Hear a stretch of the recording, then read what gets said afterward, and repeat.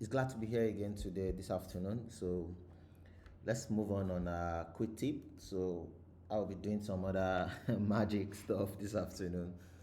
Be walking you through what we call database transactions. So as always, I will make the video as short as possible, and let's see how what we try to achieve in less than 15 minutes. So for those who have been writing backend code, majorly SQL queries, and interact with databases, and then you want to see how you can easily do stuff that make you more like a good engineer. So there's what we call database transactions majorly. So mostly some of us must have heard of it. And then so transactions, a scenario, let me paint a scenario where we understand why a DB transaction seems to be very important. Say for instance, we build an application where we want to do, let's say, a fund transfer. Say there's a platform that we've built and we want to do a fund transfer from user A to user B. So there are two users, say let's call it user A, and then we have a user B. User B. So say for instance, user A is trying to send so user A has, like, say, let's say 5,000 naira in the wallet, and then user B has like 0 naira in the wallet. And then a customer from user A is trying to send user B, say, 2,000 naira. So that scenario, we want to make it look like something like this, so that this guy has now 3,000 in his wallet and user B now has 2,000. So because user A basically sent user B 2,000 and this get debited with that same amount. Fantastic. So usually we have a database in place, I have a table in place where, say for instance, we have a wallet table, and then a likely number of queries will be run to execute to achieve all of this. So the first thing we want to do is basically to check that user A has the exact amount in his wallet, because user A is trying to send user B this amount, 2,000, and then we need to confirm that. We need to run a select query, say do something like select from the database to be able to be sure that whatever amount we are trying to send user B, user A has it in it. And then after doing that, that's the first query you do. You run a select operation to check if that value exists rather.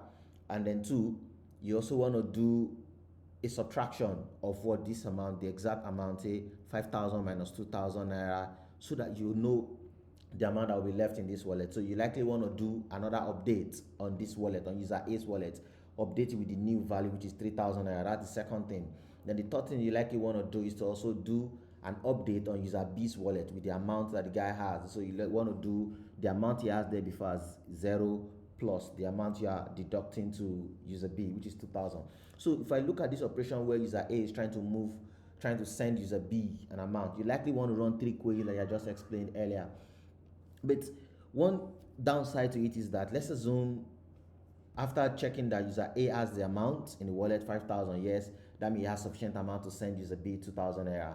Then I went ahead to do a debit on user A's wallet, such that I updated user A's wallet to 3,000. But at the point of me trying to update user B's wallet to a value of 2,000 naira, maybe server just went down, or the DB shut down, or something happened to the server or something on the system. It couldn't complete that transaction.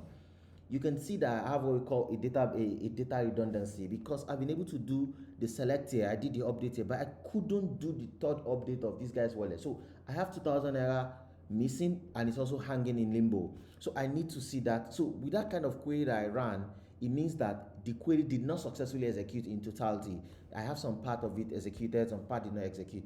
That is what brought about database transaction. Database transaction are more like you want to run a transaction such that is either all of this thing is completed or none of it is completed. So in this kind of case, imagine if this has successfully run, select, you check, successfully updated this, and at the point of it trying to run this, update this, something happened, it couldn't do this. If you had run this on the database transaction, what will happen is that all of these that happened earlier will be rolled back. So it means that when you do a database transaction, you are trying to put a database like a temporary memory state, such that you can execute a query, and if you find that all of the query have been successfully executed, you commit the changes such that it finally execute on the exact database. If not, you can roll back the query, such that none of whatever has happened before is done at all, so that keeps your database in a balanced state. this there's something we call an ACID property in database, writing an efficient database. One of it is called the database atomicity, which means that yes, our database should be atomic as much as possible and then should be consistent. So these are things we are trying to ensure that what we capture, not just writing queries or doing things. So in a scenario where you want to run 1, 2, 3, 4, 5 queries and all of those queries are dependent on one another, you need to run that database transaction so that all of that is completed or none of it is completed at all, so that it keeps your database in a well formatted data and then it keeps you away from data redundancy. So these are scenarios that you likely have in quite a number of applications that you likely be building, and you want to factor that in your database implementation of those queries. So another scenario is, say we okay, let's move forward and do a bit of write some code. Say so I have let's try to log in into our DB and do MySQL new. So as a root user, so I type in my password and then I'm in the SQL shell basically. So I created a database, show databases. So I created a database called to do earlier. So I can zoom this for us to be able to see better. So I want to use this to do app basically. So let me just describe. Let's see. So I'm inside to do. So I can show the tables inside. So these are the tables. So I created a to do's table which is describe to do. Let's see the properties of that. So I created a to do's table that has all of these properties in it. This is the table. So I also created a replica of this exact table so that we can have a copy of that data. So I can do select. So let's see what is there. Select asterisk from to do. Let's see. So I have this table. I have this data in this table. So what I just explained earlier. So let's assume I'm trying to update this guy. I'm trying to update the category. Say I want to say update update to do set category equals say something like a stranger.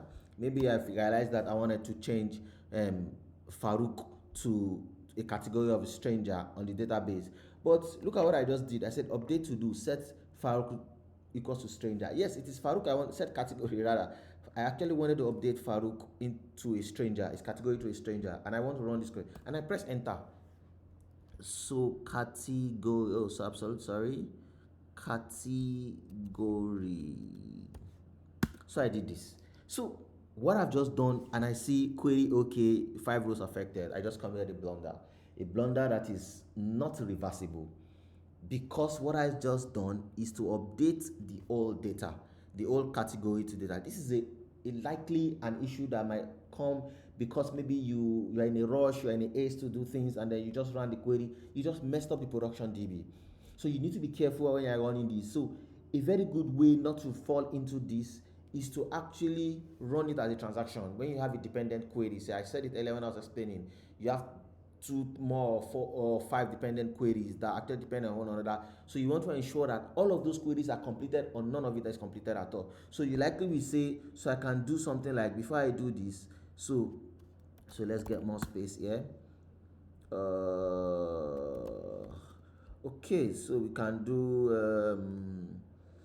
I want to clear so we can do something like use say start transaction.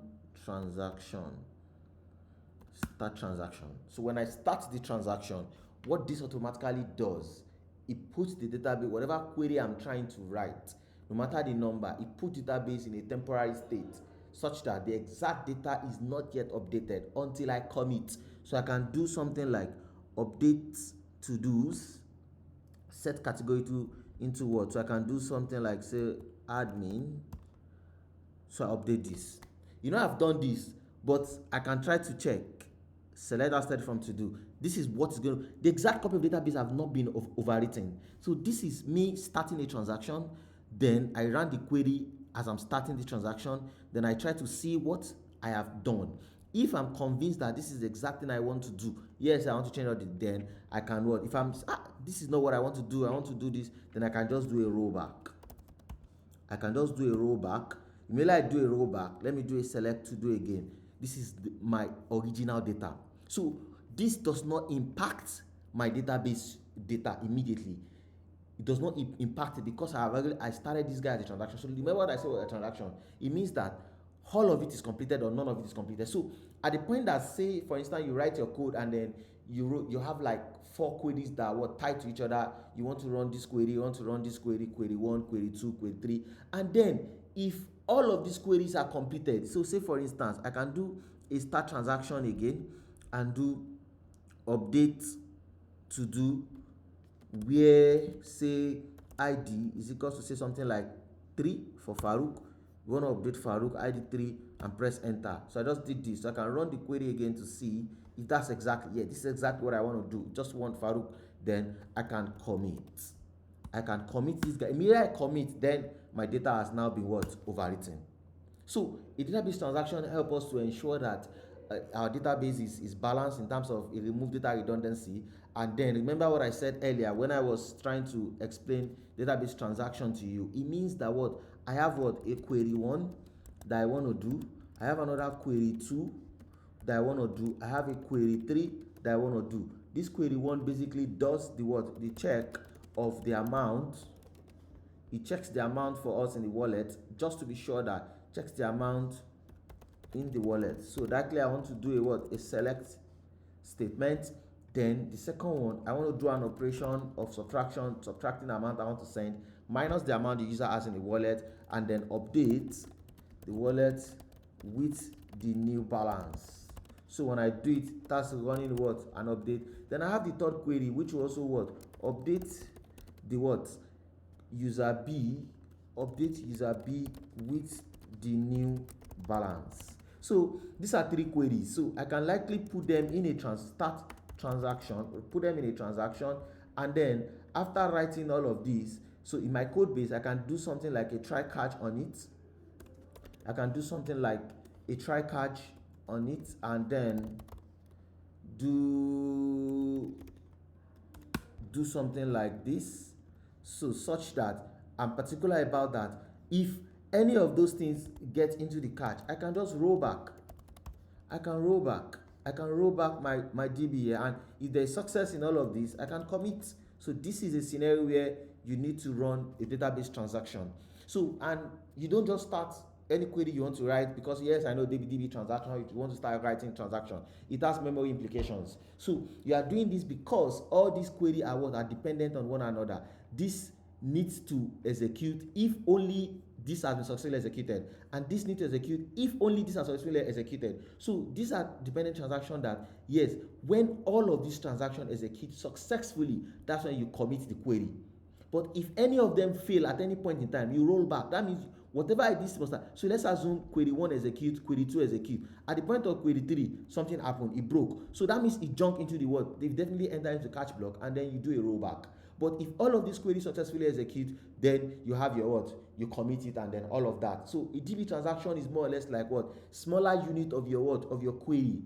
So you want to run smaller units together such that all of those operations are executed, or none of it entirely what is executed. So, and then these are the reasons why you use a DB transaction. It is when you have dependent queries. You don't just want to run one query or 2 queries that are not dependent on one another, and you start a DB transaction.